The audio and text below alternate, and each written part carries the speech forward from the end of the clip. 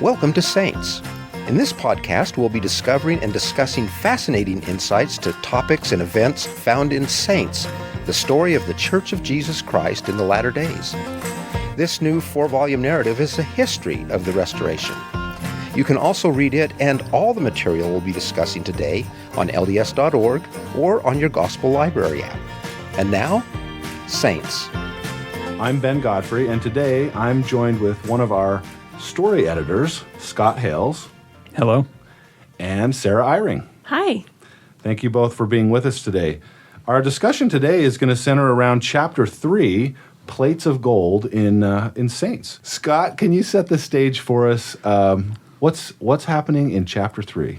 Okay, so what we see in Chapter 3 is it picks up right after Chapter 2, which is the first vision. So Joseph has just had this amazing experience, but he doesn't quite know what to do with it.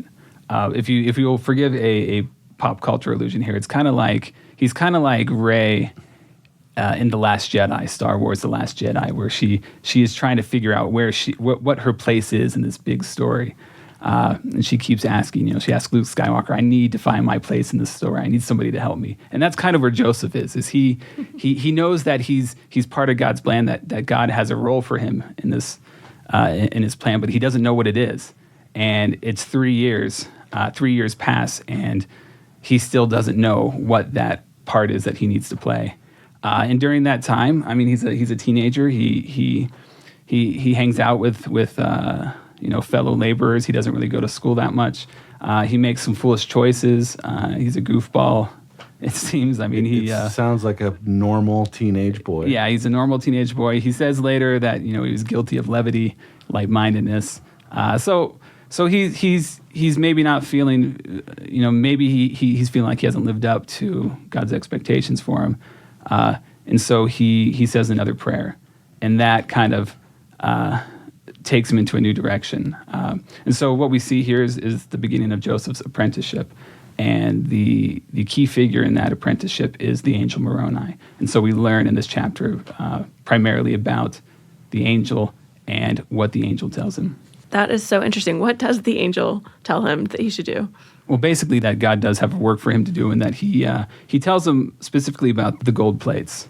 He tells him that there are plates hidden in a hill near your home, and you have been called of God to obtain these plates and translate them. And then he kind of explained what they were, that they were a record of an ancient people. And so he basically gives Joseph direction. He lets him know what his place is in this story. Let's listen to a little piece of the story here about the angel Moroni's visit.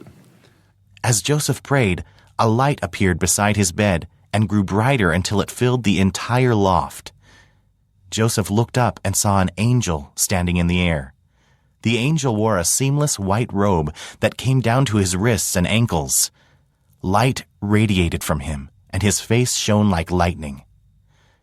At first, Joseph was afraid, but peace soon filled him. The angel called him by name and introduced himself as Moroni. He said God had forgiven Joseph of his sins and now had work for him to do. He declared that Joseph's name would be spoken of for good and evil among all people. So it's 3 years later. Joseph has this amazing vision of Moroni. What happens next?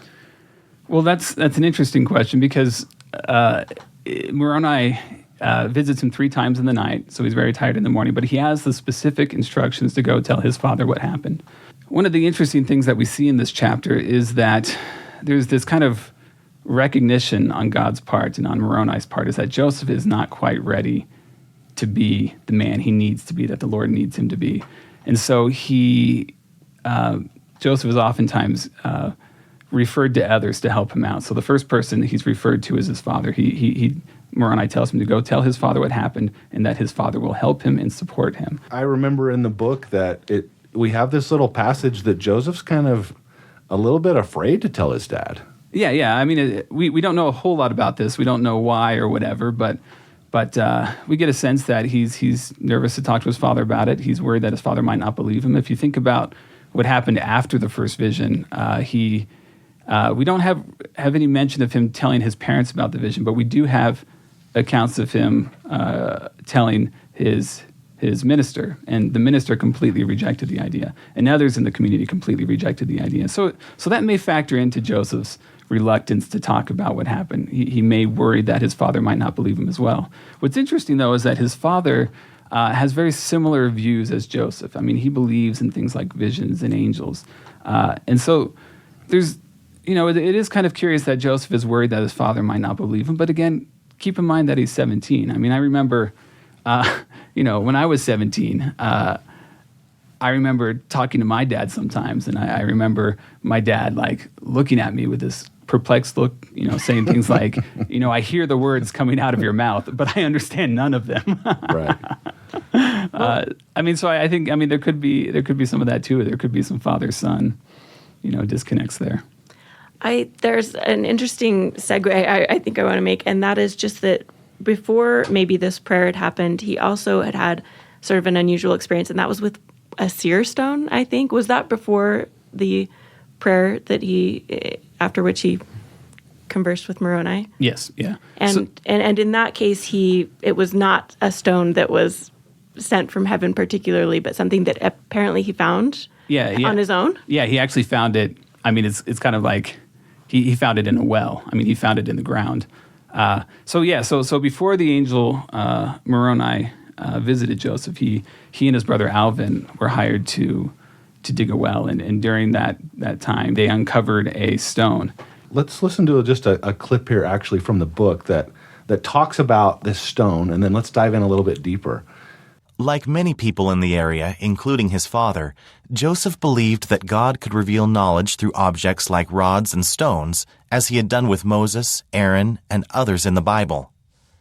One day, while Joseph was helping a neighbor dig a well, he came across a small stone buried deep in the earth.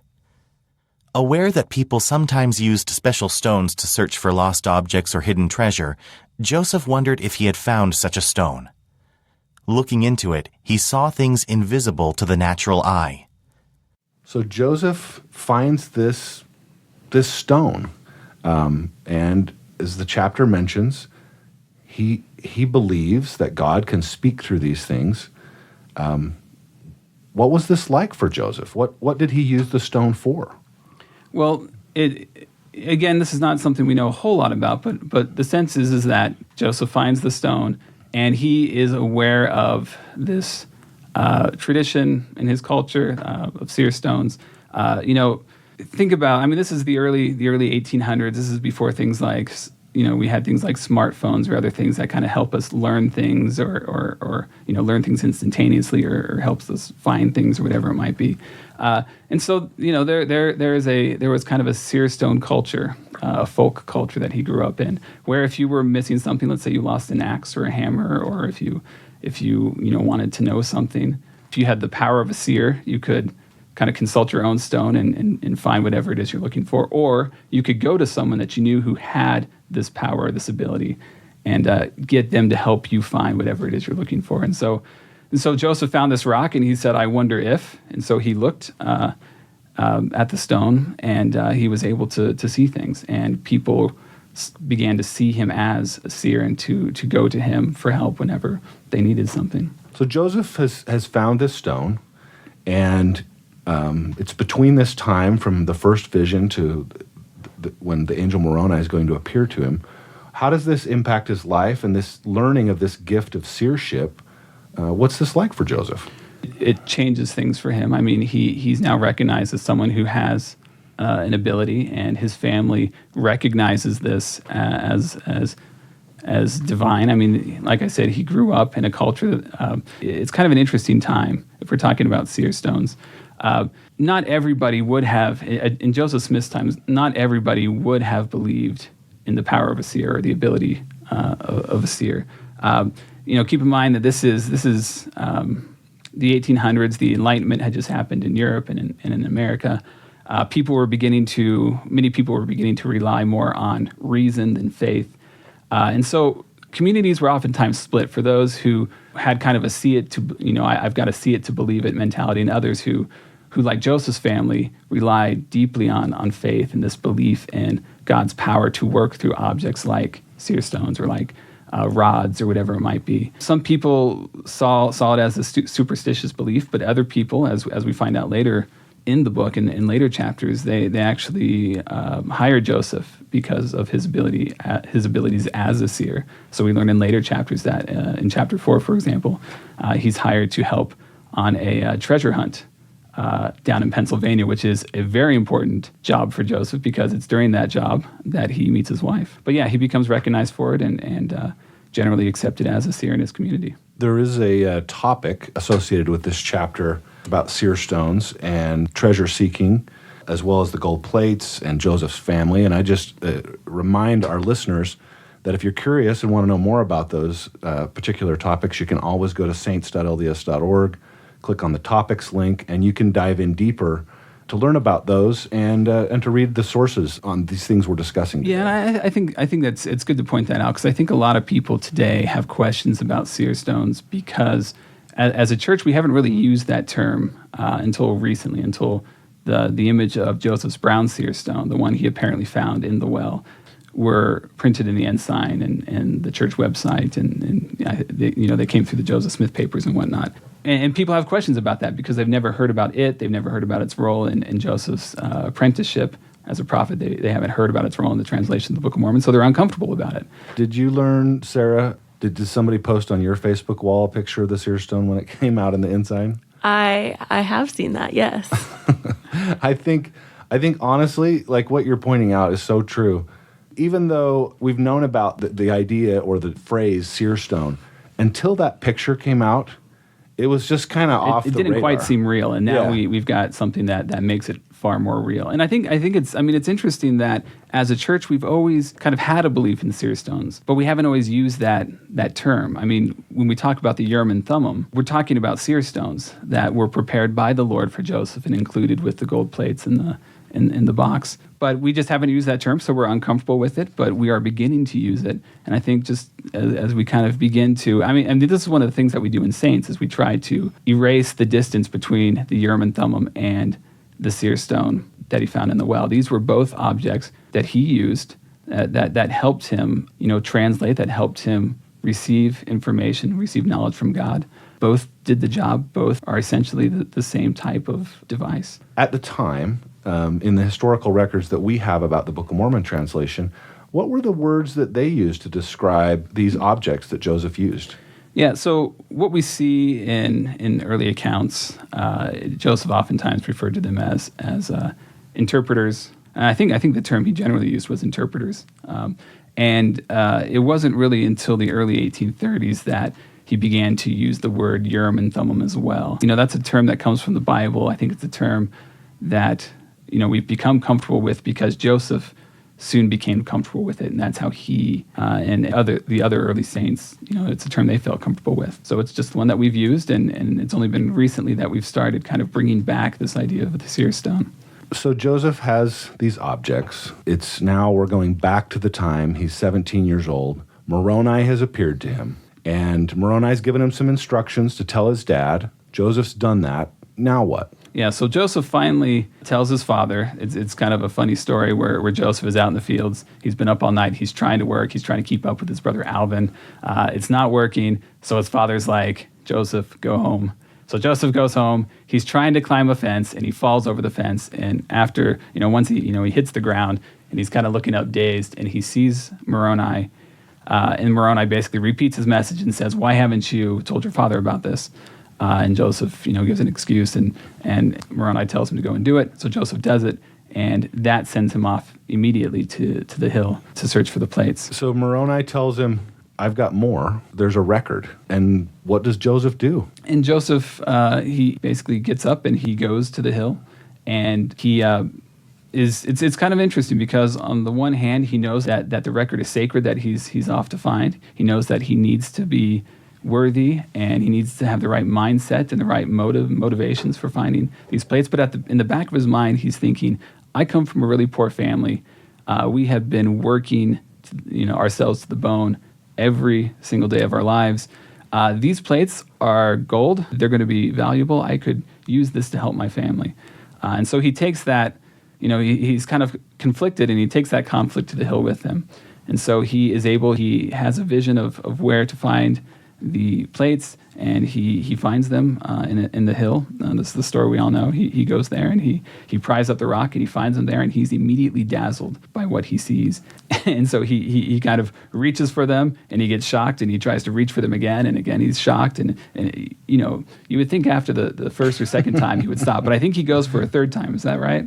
And finally, it's 3 times, and finally he's like, why can't I obtain this book? What I think is neat here is we begin to see Moroni take on the role as Joseph's mentor, as his tutor in this process of finding his place in God's plan. Moroni basically says, look, you didn't follow instructions. You need to follow instructions if you want to receive this record. And then one of the things that we have in Saints that's not in Joseph Smith history, that's not in the Pearl of Great Price, is this great teaching moment that Moroni shares with him. Moroni basically shows him a vision of the good and evil in the world.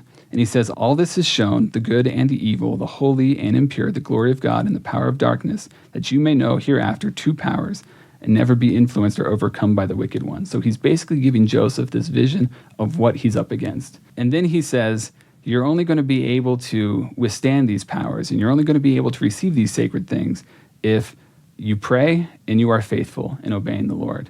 And I think if you look at that, that is the lesson that Joseph Smith takes with him for the rest of his life. He has to be close to the Lord at all times if he's going to get this work done. He's got to be faithful, and he's got to be obedient. What is the source of that? It's not in the Joseph Smith history and the Pearl of Great Price. Where do we learn about it? It's a letter that Oliver Cowdery wrote or published in the Messenger and Advocate, which was a newspaper published in Kirtland.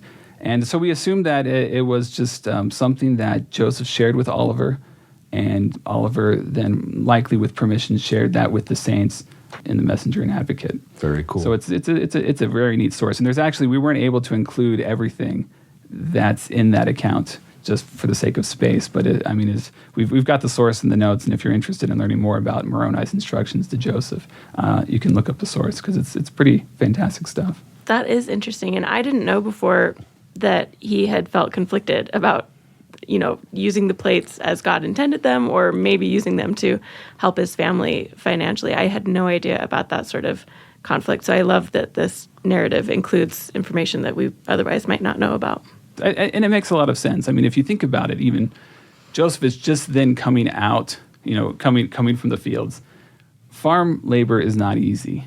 I've never used a scythe, but I imagine it's pretty terrible to do. I mean, this is all manual labor. Any chance that they could get to find a way out of poverty, I'm sure Joseph would have wanted to take it.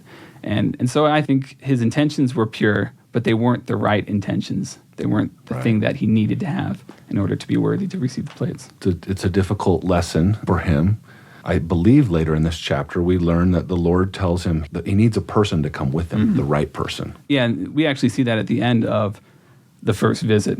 He basically says, you need to come back here in a year, and you also need to bring someone with you.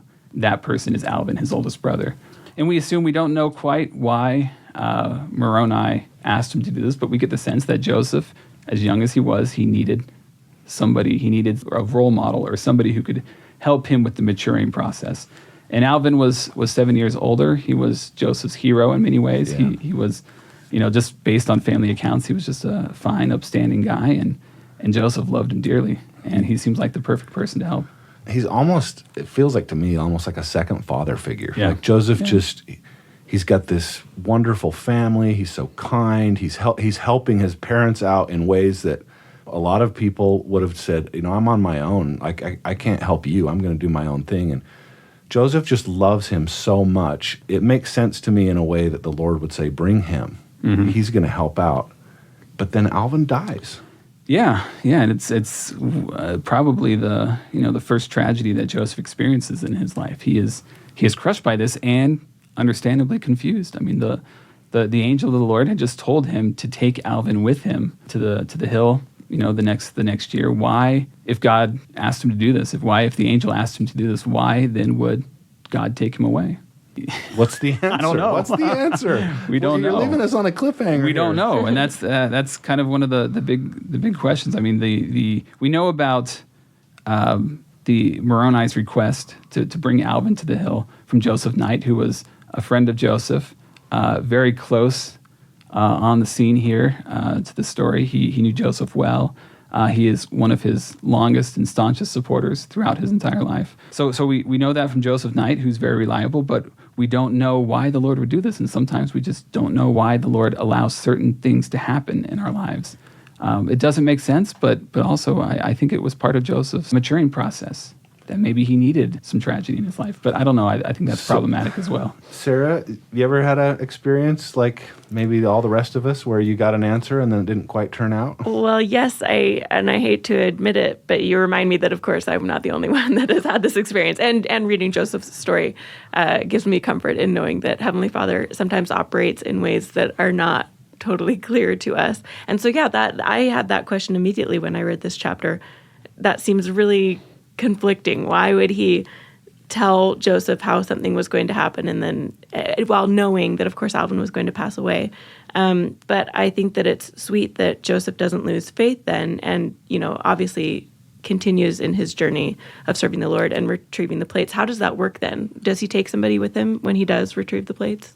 Well, he does, and that's we see that in a later chapter, and I don't know if I want to spoil that for listeners yet. But what I think is interesting, one thing that's kind of struck me as we've been talking here is that throughout his life, I don't know why Alvin died. I don't know why the Lord let that happen when Alvin seemed to have an important role in this work.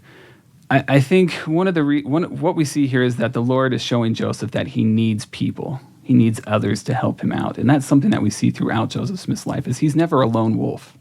He's always seeking others to help him in this work. He's always looking for the help of others. He knows his limitations, and so he searches for people who have strengths where he has weaknesses. And I think that's what the Lord is perhaps teaching him here, is that Joseph, you can't do this alone. You need somebody like Alvin, who's more mature than you, or you need someone like your father. And I think that, again, the Lord is teaching Joseph that he needs people. Scott, one of the things I've heard people talk about, we're so curious as people. We want to know everything we can.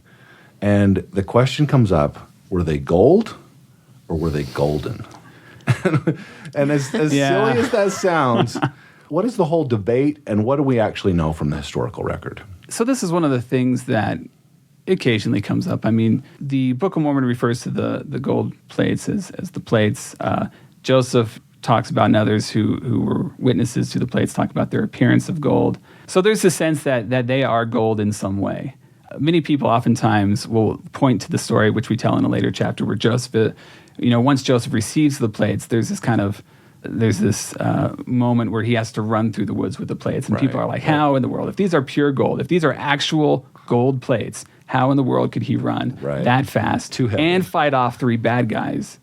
And I think, it's a valid question, but we don't really know the properties of the plates themselves. We know that they were gold or golden.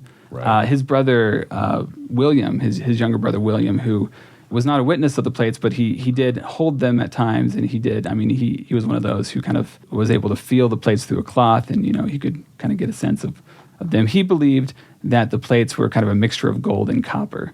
But it's one of those things that we don't know. We don't know what the plates are made of, but we do know that the content of the plates, the spiritual content, that's really what's important to us, right?